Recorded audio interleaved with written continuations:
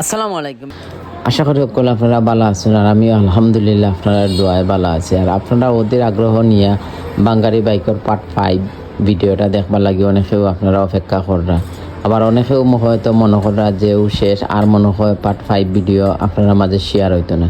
So আসলে খুব দেরি হয়ে গেছে, দেরি হওয়ার কারণ হইল গিয়া বাইকের যে ফুয়েল ট্যাঙ্কিটা লইয়া খুব বেশি একটা টেনশনের মাঝে আসলাম যে ফুয়েল ট্যাঙ্কিটা কিতা করতাম। আসলে আমার নিয়তা ছিল গিয়ে ফুয়েল ট্যাঙ্কিটা একবারে নতুন লাগাইতাম। এখন দেখা গেছে যে নতুন যদি আমি লাগানিত যাই, নতুন লাগানিত গেলে ফুয়েল ট্যাঙ্কিটা রেড কালারের মিলে। আসলে রেড কালার আমার লাগাইবার ইচ্ছা নাই, কারণ রেড কালার যদি আমি এই বাইকের মাঝে ফুয়েল ট্যাঙ্কিটা লাগাই তাহলে বাইকের সাথে হয়তো কালারের গিয়া ম্যাচিং হইতো না।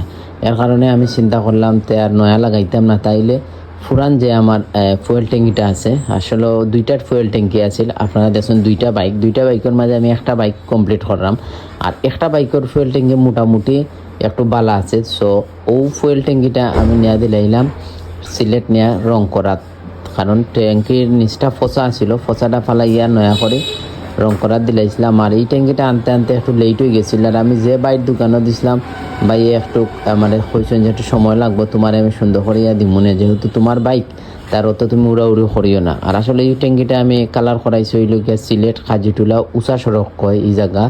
আর এই দোকানের নাম হইল গিয়া মা পেন্টিং অ্যান্ড ডেন্টিং ওয়ার্কশপ। এটার মস্ত ভাই তাই খুব সুন্দর করে কাম করিয়া দেন। আমি তাইনের দোকানে বহুত দিন ধরে বাইকের ট্যাঙ্কি কাম করাই। সো আপনারাও চাইলে যারা যারা বাইকের ট্যাঙ্কির সমস্যা আছে, সমস্যা দূর করতে হইলে তাইনের দোকানে যাইতে পারেন। তাই খুব ভালো একজন মানুষ, তাইনের আচার ব্যবহারও ভালো।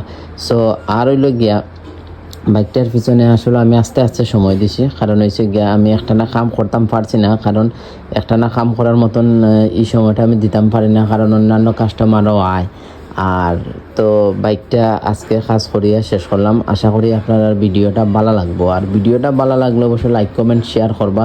আর ফুল বাইকটা আপনারা দেখাইমু সুন্দর একটা পেজও নিয়ে এই একটা ভিডিও হয়তো ইনশাল্লাহ আগামীকাল আপনারা মাঝে শেয়ার করবো। তো ভালো থাকবা, সুস্থ থাকবা, আল্লাহ হাফেজ। আবার নতুন কোনো ভিডিও লইয়া আমি আপনার মাঝে হাজির হইমু। আসসালামু আলাইকুম।